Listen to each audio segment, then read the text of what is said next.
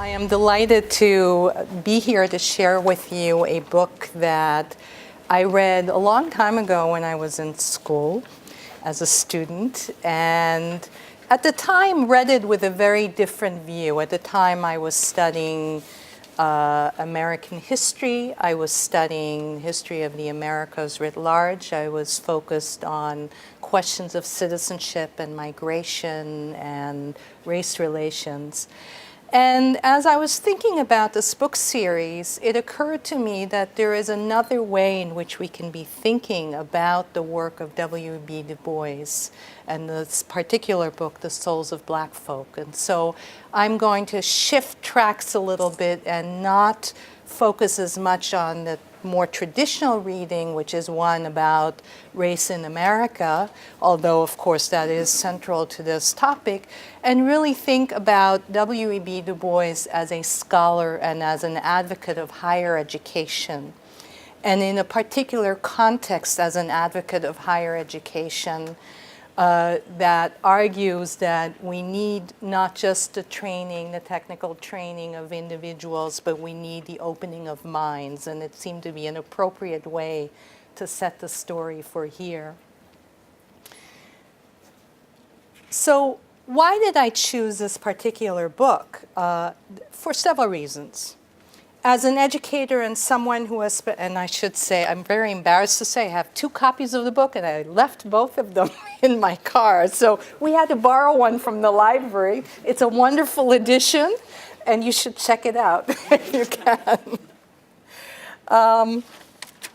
As an educator and someone who has spent her lifetime thinking about the meaning of citizenship or the lack thereof, I was drawn to the ideas of Du Bois on these topics.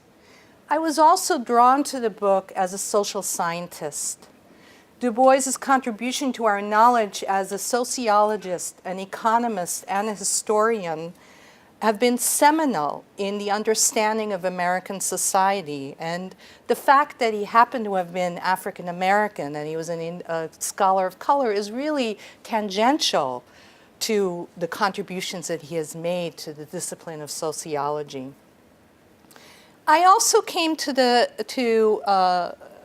appreciate Du Bois for personal reasons. As I read more about Du Bois's life and work, I discovered that we actually had much more in common than I thought. Germany. I'm from Germany. Du Bois spent 2 years as an exchange student in Berlin and elsewhere in Europe and was heavily influenced by some of the major philosophers, scientists, and writers of the day, including the famed sociologist Max Weber. Ghana. I lived in Ghana for a number of years. Du Bois found an affinity with the country and its leader, Kwame Nkrumah, as the first post-colonial independent nation on the African continent.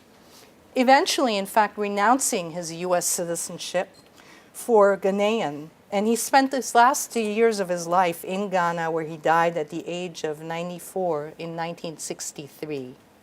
Very impressive lifespan. Harvard. I only dabbled in Harvard, I should say. I was there as a postdoctoral fellow and teaching fellow. Du Bois was the first African American to receive a PhD from Harvard in 1885. After having already earned a BA at Fisk University and a second BA and an MA at Harvard. And finally, we share in common a love of Hegel. And I grant you that that's probably a little geeky, but I wrote my senior thesis on Hegelian dialectic. And it is clear that Du Bois's idea of a double consciousness, which comes out throughout the book, Souls of Black Folk, is very much derived from his reading of Hegel and other philosophers in that vein. It also shifted Du Bois from someone who had been his critical mentor at Harvard, William James, the philosopher and pragmatist William James. So when we think about reading Souls of Black Folks, there are a couple of key concepts that I just want to make sure that we all have an understanding of, because they are fundamental. He refers to them all the time, and they are fundamental to any discussion around Du Bois. Souls of Black Folk was published in 1903 as a set of essays, some of which had previously been published in other versions in magazines. By this time, Du Bois was a major scholar and social scientist with an international reputation.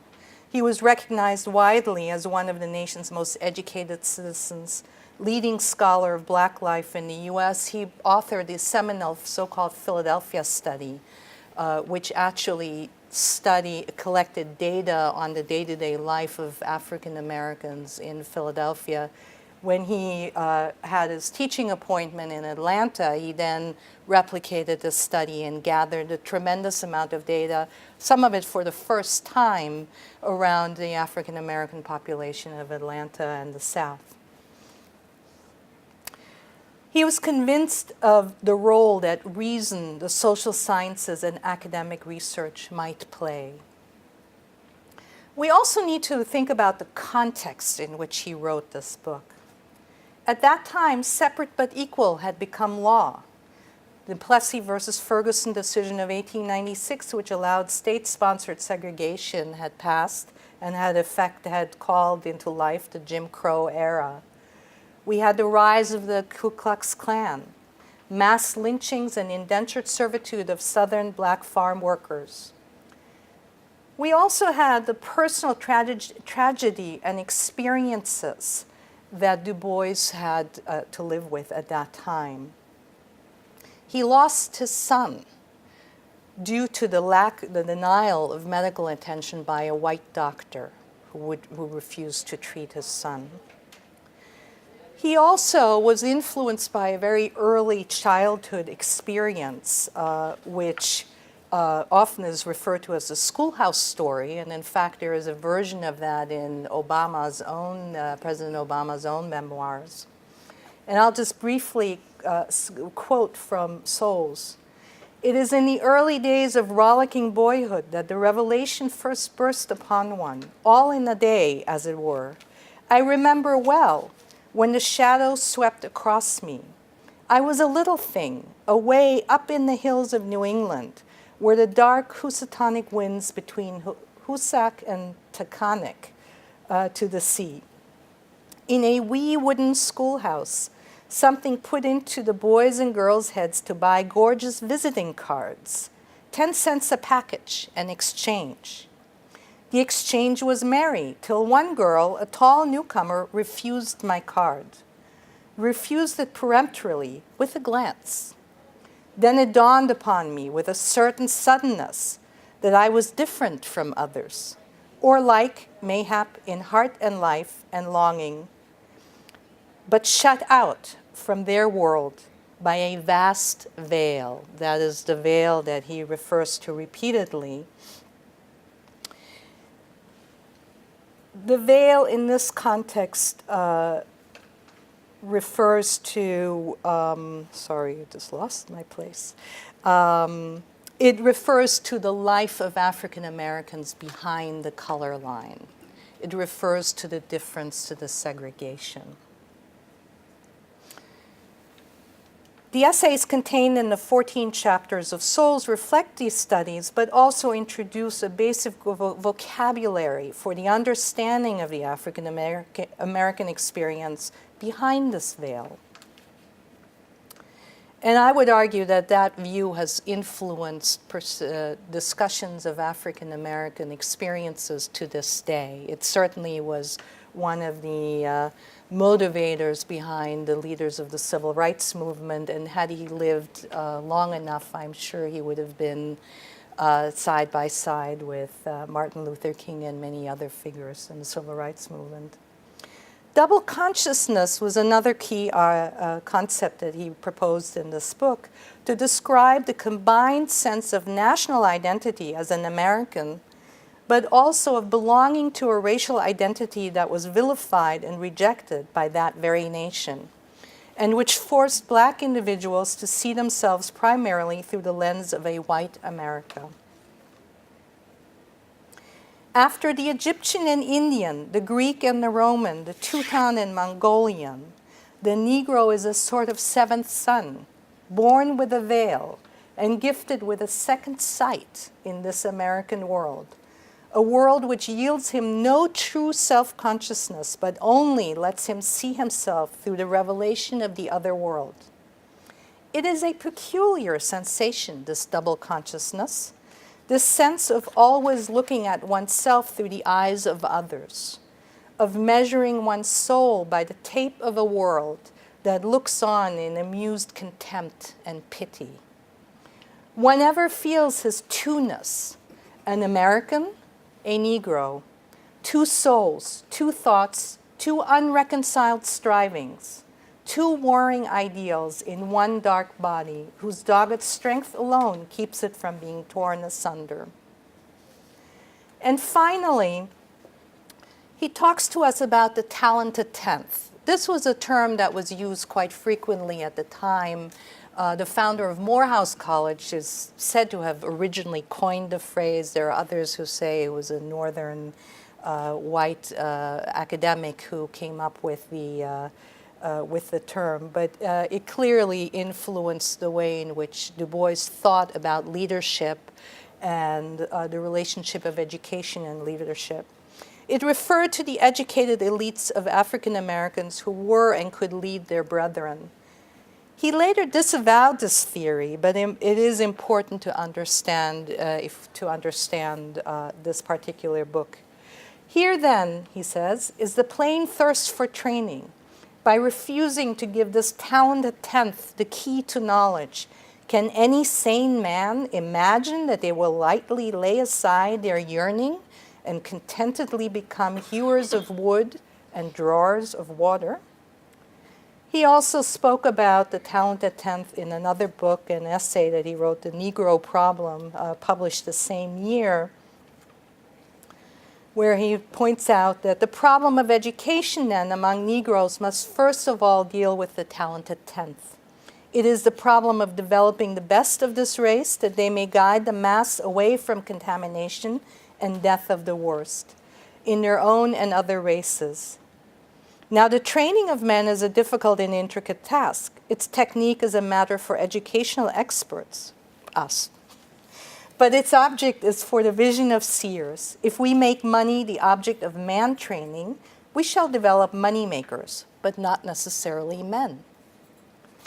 If we make technical skill the object of education, we may possess artisans, but not in nature men. Men we shall have only as we make manhood the object of the work of schools.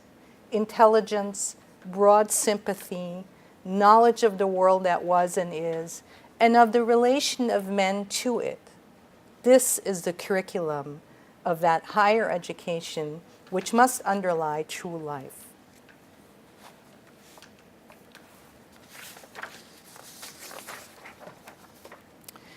Another interesting facet of the souls of Black Souls is that each chapter is introduced by a stanza of poetry or text. And I've chosen here the introduction to chapter 6, which begins with a poem, one stanza of a poem by Omar Khayyam. Why, if the soul can fling the dust aside and naked on the air of heaven ride, were it not a shame for him in this clay carcass crippled to abide? And he chose an interesting piece of music. Now, I would love to impress you by saying that I was able to read that and immediately determine what it was. Unfortunately, I don't know how to read music anymore. But someone else had, in fact, done a study of all of his music. And it turns out that this is a well-known spiritual called March On. Where over in Egypt's land you shall gain the victory. Where over in Egypt's land where the people march on, Lord, and you will gain the victory. March, march, my brother, Lord, you are king. So to me, I wondered, well, why would you use this music and why would you use this stanza to talk about the training of black men, which is the topic of this chapter? And it seems to me that it suggests perhaps an inherent linkage between the political and civil rights that are invoked by the song and by Omar Khayyam's work with education. So why should we care about either this treatise or Du Bois today? One, we just passed the 50th anniversary of his death, so there's a good excuse to think about him again. And in fact, last year, if you were paying any attention at all to what was going on at other universities, I don't think there was a single academic institution that didn't have a Du Bois symposium going somewhere or another. So it's appropriate to commemorate. But more importantly, I believe it echoes deeply our current discussions around the role of education, and particularly higher education in civil society. A central element of this book was a debate that took place between the noted leader of the time, African-American leader, Booker T. Washington, who also was the founder of the Tuskegee Normal School, which eventually became Tuskegee University, and W.B. Du Bois. And let me just, if you will bear with me, I want to, if I can get to it. This is going to be high tech. Just very quickly play for you.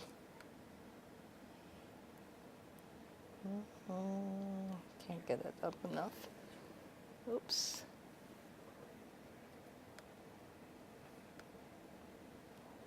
Well, I may not be able to get to the screen, won't. Yeah, I can't get it. I need it to move up, but I tried. Oh, maybe it will now. Okay, thank you. Sorry. Yes? We must have lost the internet connection. No? No, you're okay. Just loading up.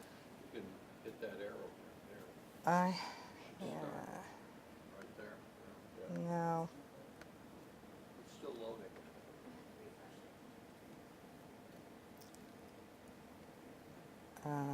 Let's see.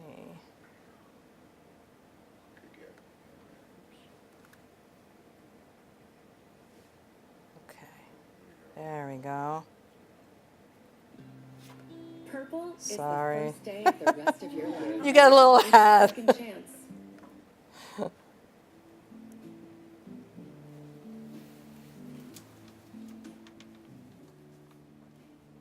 Can everyone hear? No.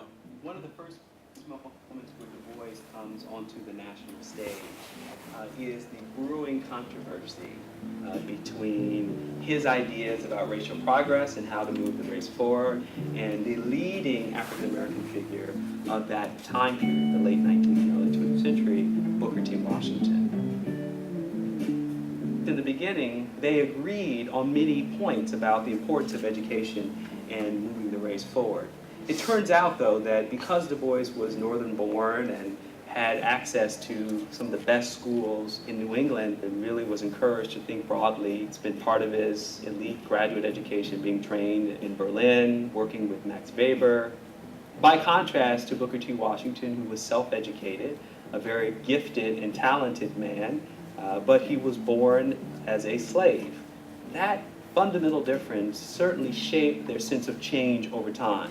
The life that Booker T. Washington eventually led as the leading, most recognized figure of African American society meant that his expectations for what the white race was willing to do on behalf of black people were very different than Du Bois. You could say Du Bois was a utopian idealist in some respects, and Booker T. Washington was a pragmatist, better known as an accommodationist. And so it set up an ongoing debate eventually Booker T. Washington's program sustained the ethos of Jim Crow America because it was about black people working, but on white people's terms. It was about a lack of political enfranchisement because black people were subject to poll taxes and literacy tests and the inability to vote. And it was ultimately about a form of second-class citizenship that was segregated America.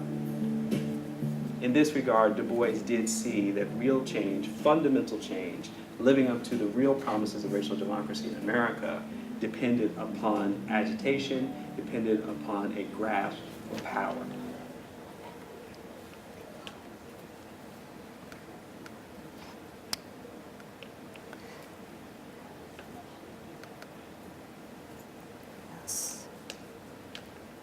There we go, back to that.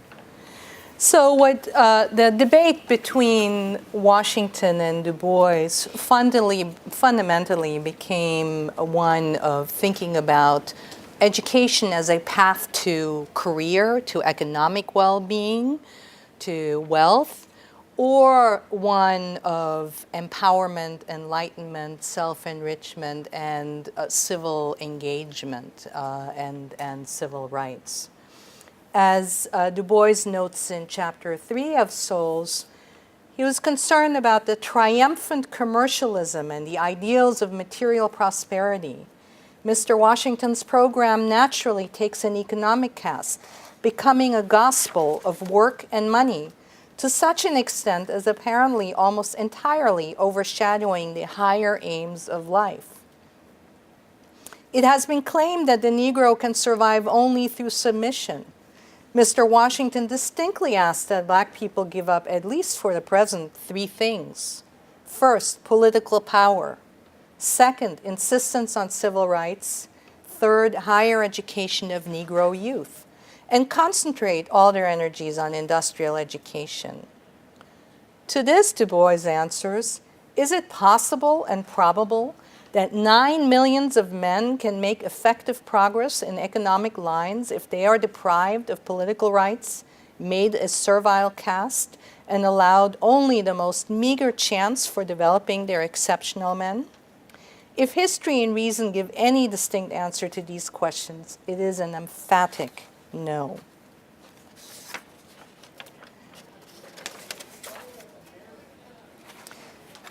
Beyond noting that without university-trained teachers, there could not have been the kind of technical and common school infrastructure that Washington and others built on in the South, he also took issue with what he perceived to see as a flawed dichotomy between training for work and what we would call a liberal arts education. Teach thinkers to think, a needed knowledge in a day of loose and careless logic, and they whose lot is gravest must have the carefulest training to think aright. If these things are so, how foolish to ask what is the best education for 1 or 7 or 60 million souls. Shall we teach them trades or train them in liberal arts? Neither and both. Teach the workers to work and the thinkers to think. Make carpenters of carpenters and philosophers of philosophers and fops of fools. Nor can we pause here. We are training not isolated men, but a living group of men, nay, a group within a group. And the final product of our training must be neither a psychologist nor a bricksman, but a man. You will notice that there is no mention of women. There are many feminists have written about Du Bois. That is a whole nother talk. And there has been a lot of discussion about how we should take the term men. I will give him the benefit of the doubt and assume that he's referring to it as a mankind. But in fact, he was in his personal life, actually quite a chauvinistic gentleman of the old school for those of us who care about these issues. He does acknowledge that institutions of higher education are far from perfect. They are not a panacea, but they perform an important socializing as well as educational function. Interestingly, even as he criticizes the technical training approach for its lack of focus on civil and political rights, he does also comment on the inherently conservative nature of the talented 10th, those who are structuring and running the universities, and the institutions that produce them. With all their larger vision and deeper sensibility, these men have usually been conservative, careful leaders. They have seldom been agitators, have withstood the temptation to head the mob, and have worked steadily and faithfully in 1,000 communities. But as he goes on to explain, it is learning and appreciation of higher things in the broadest sense, the creation of broad-minded individuals, that will unite and strengthen a society divided by racism and inequality. Transformation, he says, calls for singular vision and wisdom, singular wisdom and patience.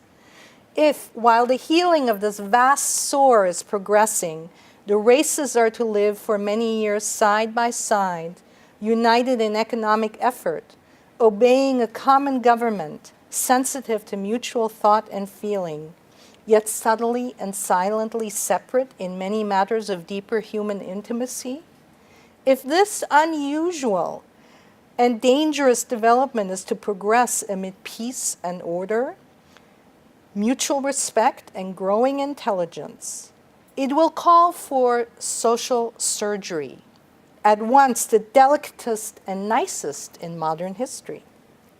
It will demand broad-minded, upright men, both white and black, and in its final accomplishment, American civilization will triumph.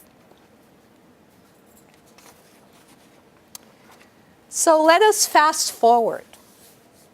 Just in the past year, and indeed this past month, the role of higher education has taken the stage front and center once again. Alas, not always in a positive light.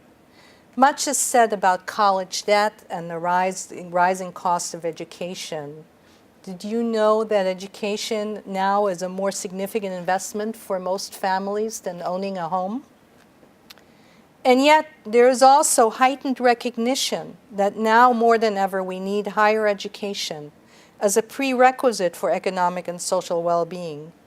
Indeed, the discussion now extends well beyond the talented 10th. As was recently quoted in a White House press release, earning a post-secondary degree or credential is no longer just a pathway to opportunity for a talented few. Sound familiar? Rather, it is a prerequisite for the growing jobs of the new economy.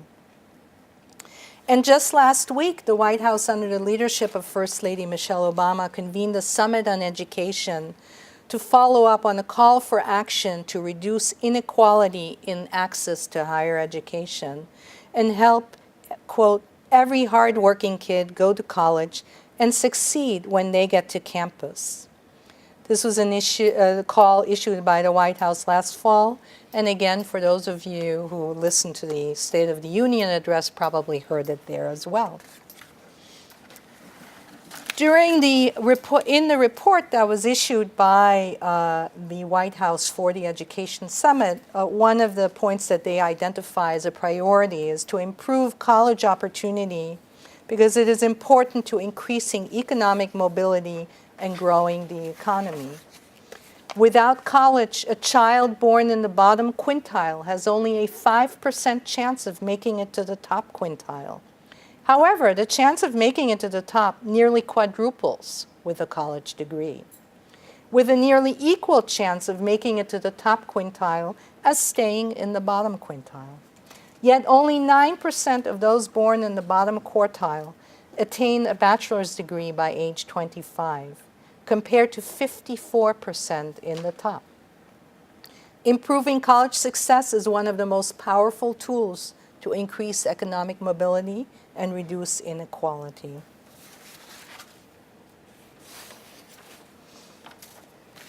So I wonder, though, what would Du Bois say about this emphasis on economics, on training? Interestingly enough, this past Tuesday's State of the Union address, President Obama focused much of his discussion regarding education on workforce readiness training. As he noted, taking a page from that playbook, the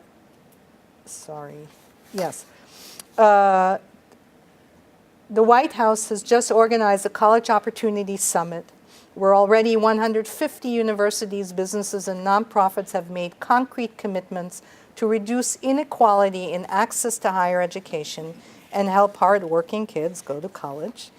So tonight, I've asked Vice President Biden to lead an across-the-board reform of America's training programs to make sure they have one mission: train Americans with the skill employers need and match them to good jobs that need to be filled right now. That means more on-the-job training and more apprenticeships that set a young worker on an upward trajectory for life. More ready-to-work Americans with ready-to-be-filled jobs. So I will ask again, what would Du Bois have said in response? And I would suggest that some of what we're trying to do here at American University is very much to combine the two, to get back to the Du Boisian ideal of neither the psychologist nor the bricksman, but in fact a combination of both man and woman in this case. As he notes, there must come a loftier respect for the sovereign human soul that seeks to know itself and the world about it, that seeks a freedom for expansion and self-development, that will love and hate and labor in its own way, untrammeled alike by old and new. And that is how he thought about higher education. Remember those trading cards that he didn't get at the beginning in his in that wee wooden schoolhouse?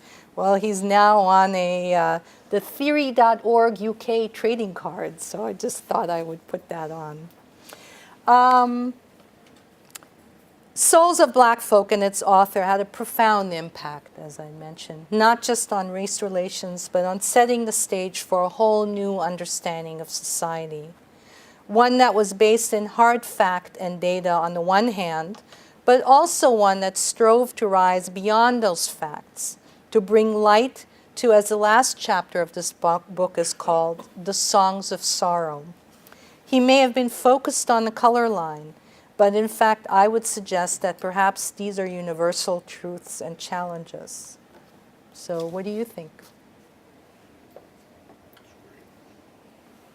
Thoughts, comments?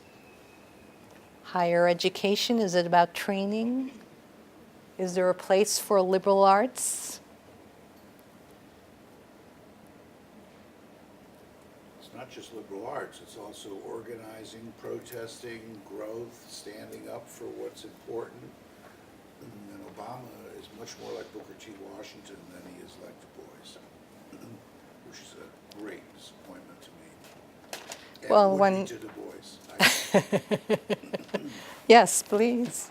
It seems that our democracy is predicated on an electorate that can make critical decisions and that can do what we try to teach our students here, and that is to be critical thinkers and evaluate the source and consider all the aspects before making the Right. decision. And a person who isn't taught or exposed to those critical thinking skills is not going to be a contributing member of our democracy. I think that's right. That's a great. And he does. I mean, throughout the book, what I thought was very interesting is the amount of data he brings in, and this is the point I made earlier about social science. The fact of the matter was that he doesn't make, he philosophizes and he comes up with, he has a wonderful way with language, clearly, which is one reason why I was reading some of these passages. Just the musicality of the words really capture one, I think. But he is one who says the hard and cold facts first. We need to know before we can understand. And much of what he debunked about the work of others and his critics was that they would argue without evidence. And I think that is something that is very much part of what we are dealing with now. If we look at the state of our media, the state of our public debate, so many of the discussions are no longer fact-based, evidence-based dialogues, but simply a reflection and echo of opinions that we have heard. And I'm editorializing here, but I am off the clock as dean, so I will express my personal opinion. But I wonder, how do we get back to that Du Boisian linkage of social science and passion? Catherine? Well, I had actually had a question, Yeah. and it isn't totally related to this, but I Yes. really have been asking this since I read the book again. He died the day before the March on Washington, Yes. and I was on that march, and I had no contact. I had never heard of Du Bois, and nobody talked about him. He wasn't taught in high school, and I wondered if he left the country when the civil rights movement was really building up. Why did he leave? If he thought, did he think it was not what he wanted? I wondered if anyone Yeah. knows something about Du Bois. Well, Who it's- knows whether what his reason Yeah. was for abandoning the country just when it was really asserting the kinds of things you would have thought he was promoting. So there were, I think, several, and I welcome any other ideas, but what I have read, there are actually several reasons. One is he had become a Marxist, and he had moved far away from the talented 10th and had become disillusioned with what he thought of as an elitist elitist society, that we were not, that was not the solution, and that there was too much accommodation going on. And he also, in your handouts, I've included a chronology which gives you a better sense of what happened. And he was one of the founders of the NAACP. And he served for a long time as its secretary and in various other capacities and on the board. And then essentially was fired from that position, only to come back again in the 40s. He came back again in a leadership role and left essentially in disgust because there was a fundamental disagreement between him and others who were in the leadership of the NAACP. And at that point, I think he already, by the time he left, he was 93, I think, or he was in his 90s. I think at that point he just wasn't prepared to wait around any longer to see if any of that would change. But other thoughts on that, please? I don't know if it's fair to say he left as the civil rights movement was beginning. Yes. In many respects, he was a very major advocate for civil rights all of his life. Yes. And through all of his Yes. writings. And I think the fact that there are people that don't know him that well. I first read this book in college and reread it for tonight, and it was like reading it on a totally different level. Yeah. So many levels there. Not only has the world changed, but I've changed as well. And so many of the things that he spoke to are still the issues in debate today, such as the one you're bringing up on Yeah. education versus training. Yeah.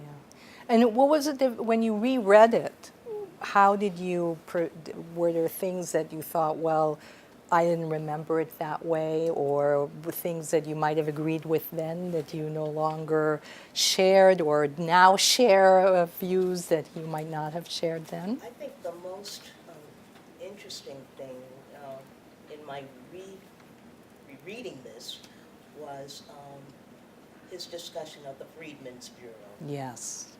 and Reconstruction and the monumentally impossible task. Yes. And then the details give to that, not only the social and the protection and the civil, everything that this bureau was supposed to do. And it struck a chord so many years later in terms of what the task before then was, and how Yeah. at the time so impossible in terms of where that bureau was positioned and the support they had. And where he, in fact, argued, I can't, because I don't have my own copy here, but he has this wonderful passage where he said, you know, if it had not been for all of the constraints and restrictions imposed around the Freedmen's Bureau, we might, in fact, have had a national education system long before before the 1954 decision of Brown v. Education. We would have had a common system. We would have had much more equal opportunity if the Freedmen's Bureau had been allowed to do its job for which it had been set up, but was fundamentally prohibited from doing. I wanted to say a word more about his self-exile Yes. to Ghana.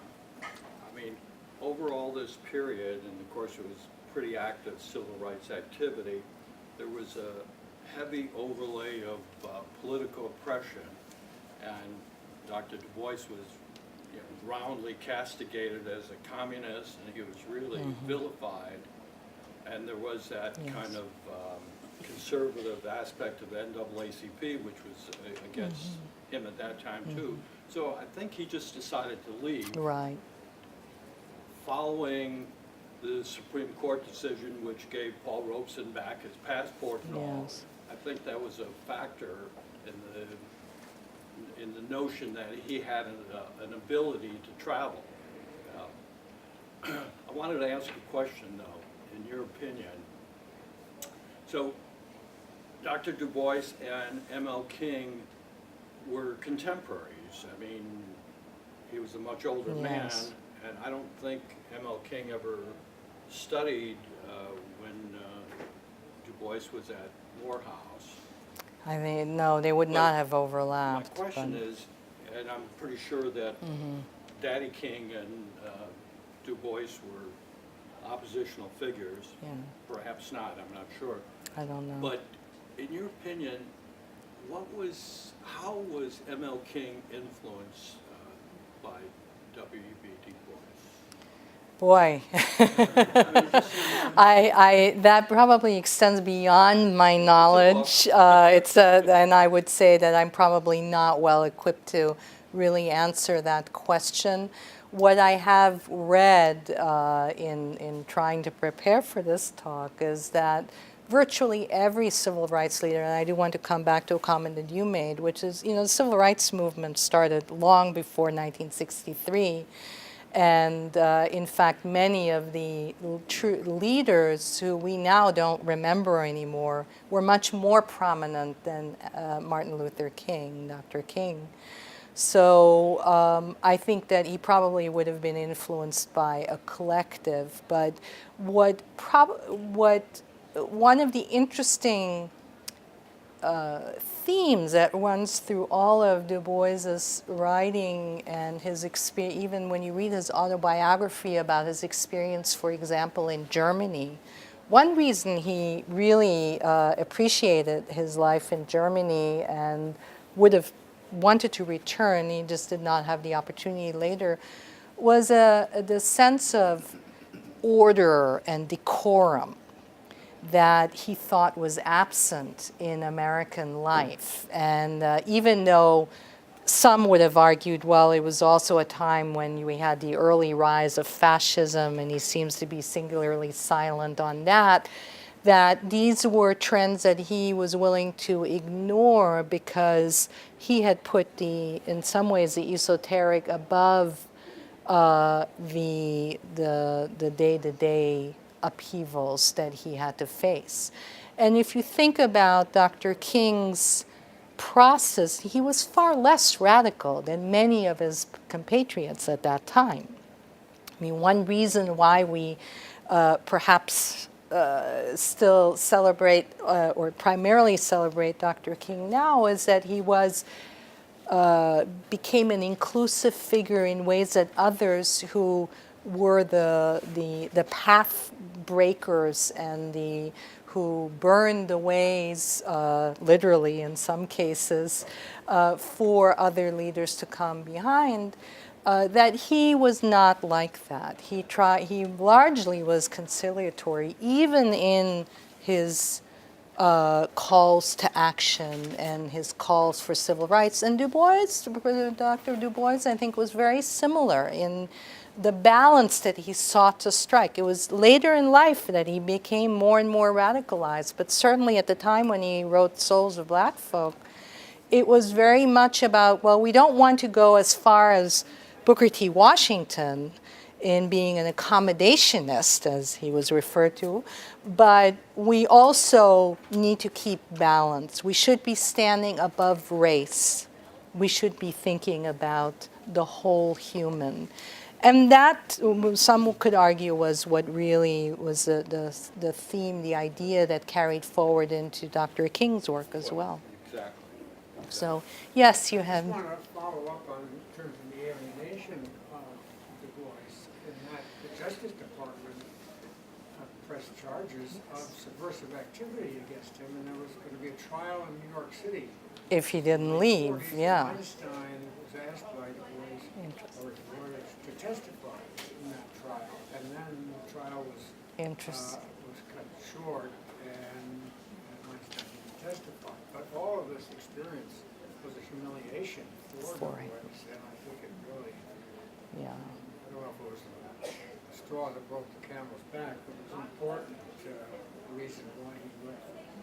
Well, and in fact, you're right. I mean, the House Committee on Un-American Activities was going full force at that time, and so anyone who would have expressed the views that Dr. Du Bois had at that time, I can imagine, would end up in crosshairs with that group of folks. Yes, please. To comment on, I guess, the question raised about the relation to MLK and Du Bois. Typically, when people do the comparison to the major civil rights leaders, people pair someone like Malcolm X with W. Du Bois and MLK with Booker T. Washington's ideology, in the sense that more so Malcolm X was along the lines of W. Du Bois when he was saying that there should be black businesses and black people should take up leadership positions in their own societies.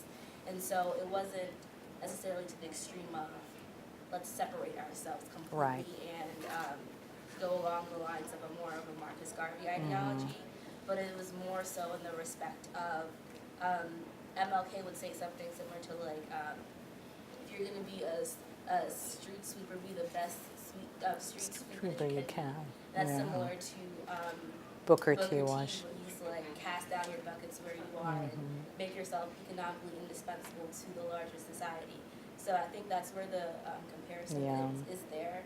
But to the larger question of what is the role of, I guess, higher education in today's society, I think that there are two major narratives that are going on as far as like kids now coming out of high school. I'm a sophomore this year. And they say that college isn't for everybody, and then there is the vocational path, but it's like, if you choose not to go to college, your options for your future are severely limited. And in a culture like an American culture that praises academics and people who go on to have very affluent, wealthy lives, are we sending mixed signals? Like, what is it that we want for our young people to be able to pursue in this new society? Absolutely. It is one, I'll put in a little plug for my own school here, the School of Professional and Extended Studies. One of the missions that we have is actually to figure out how to straighten out those mixed messages and to make the same argument that Dr. Du Bois did, which is to say we should be doing both. It is not an option, it's not a choice. We can't say we are creating individuals and training individuals simply for a career or a job, providing them with a vocational experience.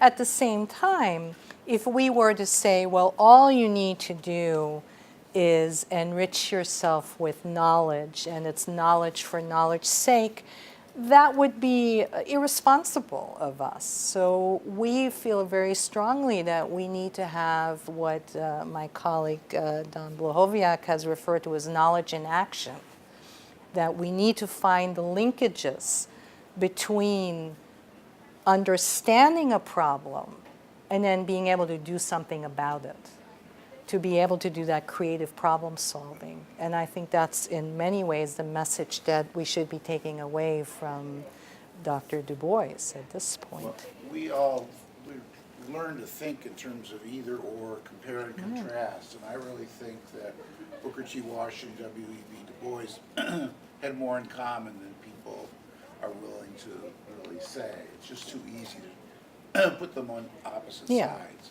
So that, like the story you said about drop your buckets where you are, I heard that story as if you're in a ship that's in the South Seas and you've lost your power and people are very sick and there's no water, and then another ship goes by on its own power and they say, help, help, help. And the guy at the other ship says, drop your buckets. And they say, what do you mean? It's going to be salt water. We're not going to drink. So they dropped their buckets, and it was fresh water. And what that meant was that you don't always know where you are, and they were in the mouth of the Amazon where it was fresh water. So you don't always know where you are, so it never hurts to drop your bucket, which is a much more positive thing than to say drop your buckets where you are and put up with being whatever it is that you get, which was a much more positive, hopeful message from Washington. And I think that Martin Luther King became much more like Du Bois at the end of his life. And that was in exactly 1 year to the day before he was killed. He stood at Riverside Church in New York and opposed the Vietnam War. And it was the first time he left the establishment and the elite in Washington that he was so associated with. And that was a huge risk. And that was very radical in a protest. I think that's, and one additional point I would make there is that we all evolve and we all change over time. And I think one of the interesting echoes that I hear through all of these stories is that people had held a set of beliefs that changed and evolved over time, just as we are changing our reading of souls over time. But even if you think about our current president, he was a community organizer. He began, his political roots are in a very different place, and we don't know what will happen down the road. Who knows? Much of it may also have to do with the context. And for W.B. Du Bois, I think it was also, he looked up to Booker T. Washington for much of his early life. Booker T. Washington was a more senior leader and compatriot. And he admired him also for the tenacity that he had in pushing through the single-mindedness, the focus that he had in creating Tuskegee. He said that would not have been doable. Now, he disagreed with the outlook and what he did with it, but again, his radicalization, I think, took a lifetime. It was almost a century worth of experiences that truly radicalized him. I had a technical question about a date, which was you said yes. he got his PhD in 1885 from Harvard? I think it's 1895. 1895. Sorry, no. Yes, no, 1895. My apologize. And that's why I gave you the handout too, because I'm terrible with dates. Please. Okay. I wanted to respond to your observation that we need to tie liberal arts within economic value to be able to combine the training with the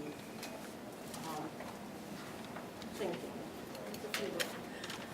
And I was trying to figure out how my brain that would work, and I came to thinking, no, there is economic training, there is training to do something. Professional schools do that. You are trained to think like a lawyer, to think like a doctor, to think like an economist. You are trained to think in certain prescribed methods. But liberal arts trains you to think, as Du Bois said, as a human. Yes. And they're not the same. And Oh, we no, shouldn't not at say all. that they're not, that the liberal arts isn't valuable if they do not contribute to your economic contribution. Yeah. Because you can't, the whole point of the economic contribution is to create a society. Absolutely. And if you don't have humans in that society Absolutely. who understand how to be empathetic, which is what the liberal arts do, to understand how to communicate, how to create community, then all of the economic value Yes.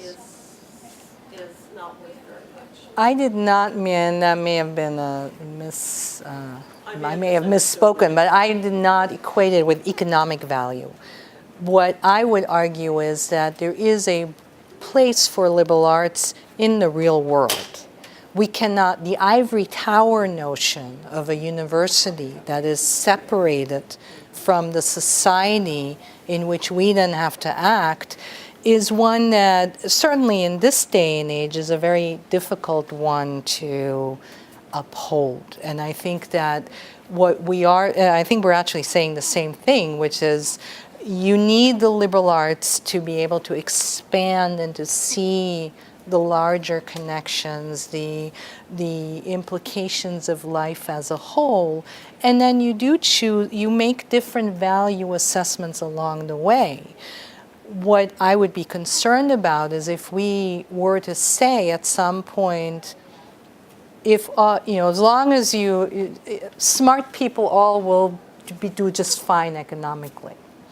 That we've known is, yes, it can happen. I landed on my feet most of the time. I started out as a fine arts major until I got kicked out of the fine arts program for lack of talent. Was definitely not one of the talented 10th.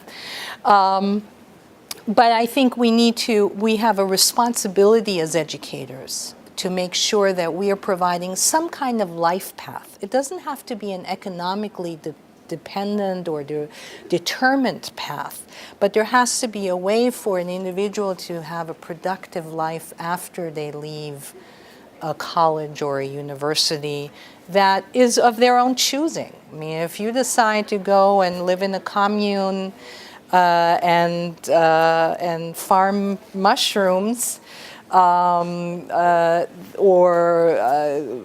who knows what, become an artist with potentially absolutely no prospect of ever making enough money. That's not the point. You are making a productive contribution to your community, to your society, and you're connecting, and you should be engaging with it. I mean, one of the messages that I think is so powerful about Dr. Du Bois is the fact that we should be thinking about our civil rights. We should be thinking, we have a responsibility that comes with citizenship. And even if you are a liberal arts student, you still have that same responsibility. We are accountable to the larger good. And that's something I think we should be thinking about when we think about this connection of practice and thought, if you will. Other thoughts?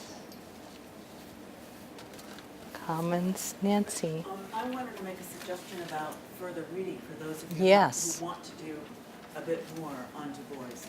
And there's a Pulitzer Prize-winning biography of him Yes. written by David Levering Lewis. Yes. David does incredible scholarship and has twice won the Pulitzer Prize for his biographies. And I know him more socially. His wife was one of my colleagues at the Library of Congress. And so he would come frequently, since she could rope him in, to give staff talks at LC as well as public engagement.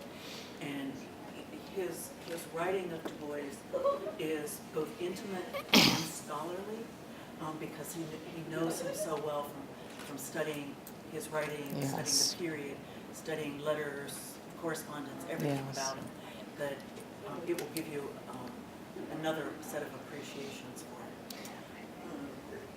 My second one is that all of what we read about in this book from the Freedmen's Bureau was in some ways very eye-opening for me, because when you study it, as a student, you get that top paragraph, and maybe the second couple paragraphs, and here you got 4 or 5 chapters on the personalities, the differences, the politics of what could have been, in a couple of different instances, what could have been. And in some cases was rather venal in the way that things turned out. The papers of the Freedmen's Bureau are held by the University of Maryland.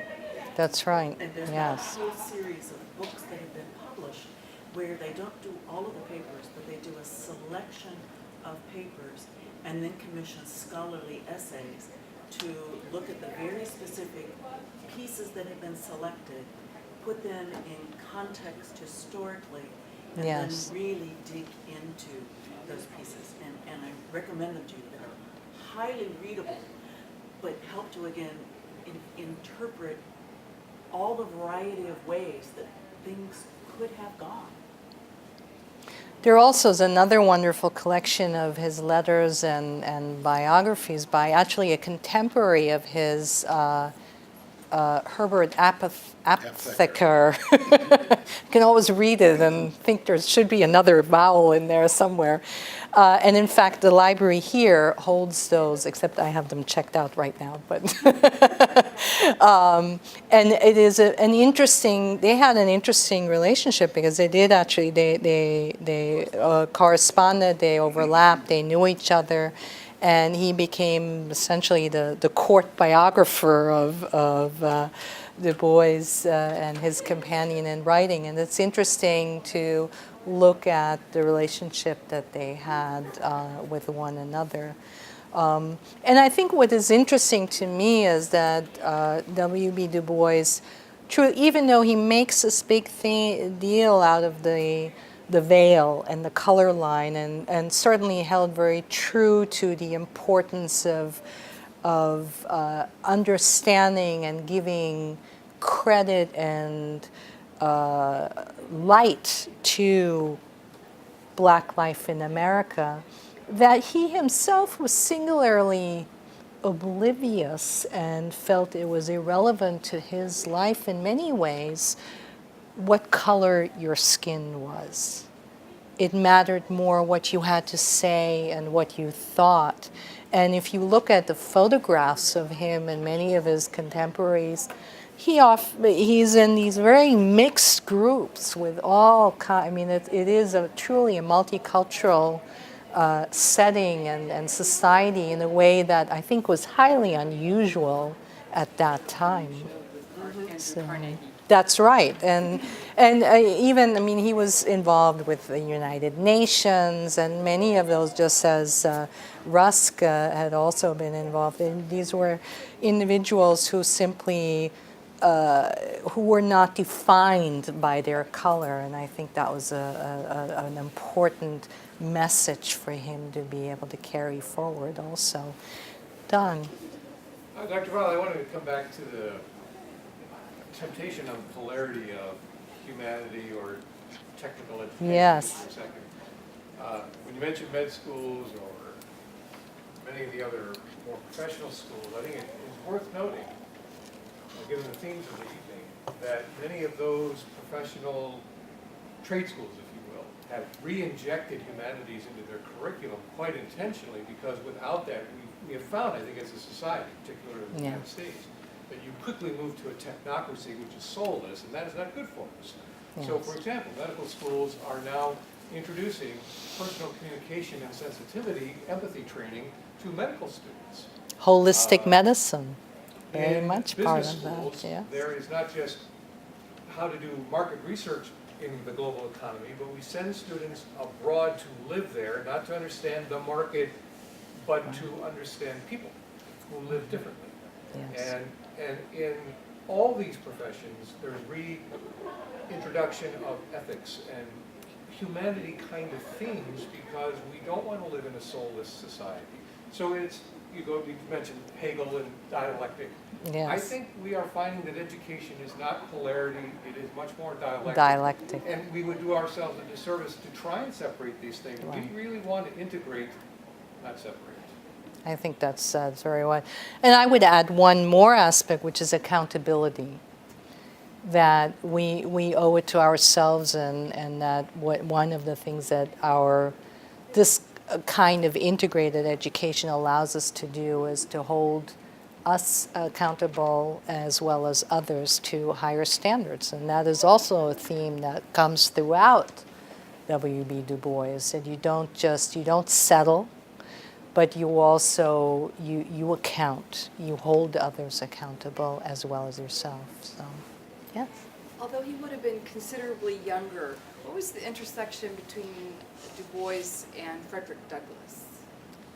There was, but I'm afraid I don't know how much. I mean, they clearly, obviously, he was a follower. And when he describes the Freedmen's Bureau, he talks about the origins of Freedmen's Bureau were very much shaped by Frederick Douglass, as were the abolitionist papers. When you read those, I mean, it's very much a function of the leadership that Dr. Douglass brought to that era of history. I don't know that they had, other than as public intellectuals, there were certainly exchanges, and he clearly was a follower of Frederick Douglass, but I don't know that they had that much interaction.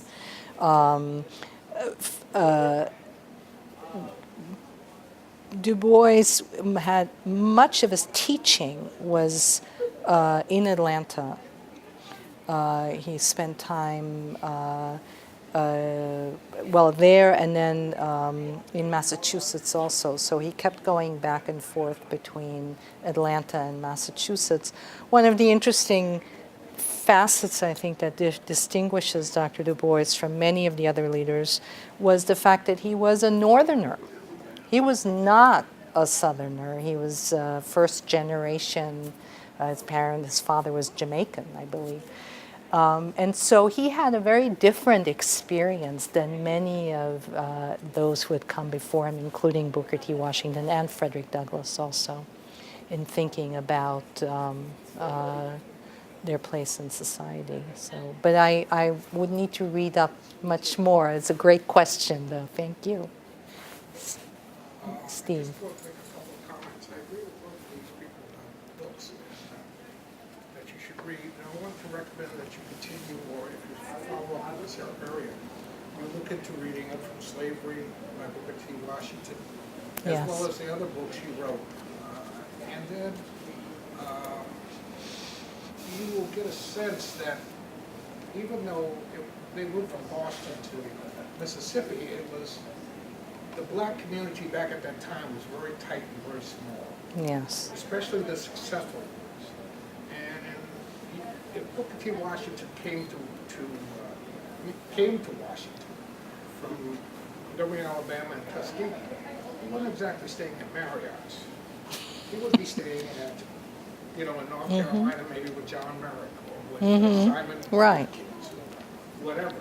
So it was a very tight community. These people knew each other. And if you think about the 12-year age difference between Booker T. Washington and Du Bois, Booker T. Washington was living in the Black Belt. Tuskegee was 30 minutes outside of Montgomery, Alabama, which may be an influence of why Martin Luther King, that street in Montgomery, would know about Booker T. Washington. But Reconstruction was dying. The Jim Crow era was picking up. Lynching was on the rise, and the compromise was, some people theorized, was a way to settle down things and bring some stability to that area back then at that time. I don't know if Du Bois ever got below Atlanta or Fisk and Nashville, but he never saw that black belt of Mississippi, Alabama, Louisiana, Georgia, etc., like Washington did. And I think it makes a difference how you have to read these two books. Absolutely. They weren't that far apart. No. They really weren't. And they acknowledge, he acknowledges that. Chapter 4, he said it was a stepping stone to university education. You had to have that vocation. then I cross over to what he said, and I'm wondering, what is going to be the value of a BA degree as we become more involved with technology? And all of a sudden, we have to press a button with a BA degree to start a computer to run the robotics, making the next car coming down the line. You know, it's the vocational sort of, you know, modern term coming together with the general academic discussion here. Well, I think certainly what we have found is that a computer is only, and most technology will only be as good as the information and the input that went into it, and that's where the human mind comes into play and where the significance of human accomplishment will never go away. Yes, you can have automated, self-automated assembly lines, and we can all have our robots doing things. We have all my smart devices that are supposedly smarter than I am. At the end of the day, it's all about what information I choose to store in those smart devices and how well they will serve my life. I mean, I don't think that we have fundamentally, we have not upended the order of things, if you will, and the technology is still dependent and subservient to the minds that create it, and so a BA will continue to be the first line of defense in many ways. It's, I think, yeah. If I'm following a little bit more along, there really won't be those jobs in between. And I think that's part of the reason for the emphasis on the higher education. Yeah. I mean, if you don't have that BA, you don't go in through the front door, period. Yeah. And because in fact we've lost a lot of that part because of the advances in technology. The opportunities for some of our college students, it's the young lady that was talking, they've got to go to college. Yeah. Because there aren't those other jobs out there in the vocational area that are going to be anything other than maybe an okay second income. Sure. But not something that's going to be a livelihood for a family or for the rest of them. These kids need the education. I think one of my colleagues sitting over here can I hope confirm this, that one of the first things we've seen in librarianship is all of the easy questions are gone. You can answer those on Google. We don't have to sell bar bets anymore. We don't have to do any of that kind of stuff. You can do it yourself. What's left is the hard stuff. And I think you're making the same point, that what's left in just about any profession is the hard stuff. And what employers tell us they want from a fresh college graduate are people who can think, people who can learn, people who can speak, and people who can write. Of course, they've got a language. And it sounds like those are basic skills, but it is a professional skill set wrapped around the ability to learn, and that's what they learn here. And I would say that as someone who is a product of a very traditional liberal arts education in undergraduate, when people ask me, well, what did you take away from your years in a liberal arts, small women's liberal arts college, I say I learned how to ask questions. If nothing else, I know I can always land on my feet because I can ask a question. And the more complex the reasoning is required, then of course you go back to school, we continue to do the lifelong learning, which is how we now think of ourselves exactly. And we ask each other questions. And but I think it's also to your point, I'm sorry I don't know your name, but I wonder whether we can really say that all that stuff in between just goes away, because what we're finding is there's more of an overlap. No, my point was literally the jobs. The kids now absolutely are going to have to. I was agreeing with the young woman who was back before. The big divide between vocational training and an academic training is moot. It's huge now, because really the kind of vocational, the traditional, the secretarial course or the mechanics course, it's really going to, some of that stuff just isn't even there anymore. So I think it's more and more important that, kind of going along with what President Obama was talking about, it's more and more important that the lower economic strata can get that college education, because otherwise it's really tough to move on. But I would argue that even in part, the college education allows us to think about simple solutions. And that what we're finding in some parts of the world, in fact, that we go low tech again. And if you think about the back to the land movements, organic farming, think about any of the things that we see now as being part of our quality of life. Quality of life is defined in some cases by the absence of technology or the absence of complexity. But you need that higher learning and that higher education in some cases to be able to distill and discern what the simple solution is. I just wanted to make a plug for fiction. Yes, please. I feel that this is fantastic and it's a great discussion. Thank you. But I also feel that sometimes fiction is more true than facts and research.